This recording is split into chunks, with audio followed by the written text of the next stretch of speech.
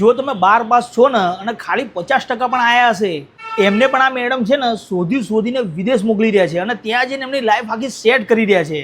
Visa આવે ને એના પછી જ આખી ફીસ આપવાની છે. ફીસની પણ કોઈ જાતની ચિંતા કરવાની નથી. તો આવો આપણે મેડમ સાથે મુલાકાત કરીએ છીએ અને તમને બધી વસ્તુ બતાવીએ છીએ. આવો. તો જેમ તમે કીધું, આપણે 12 પાસ અને 50% ઉપર સ્ટુડન્ટ્સને છે, તો આપણે યુરોપની ઘણી બધી જ ઓપોર્ચ્યુનિટી આપણી પાસે છે, જેમાં કન્ટ્રીમાં સ્ટુડન્ટ જઈ શકે છે આરામથી.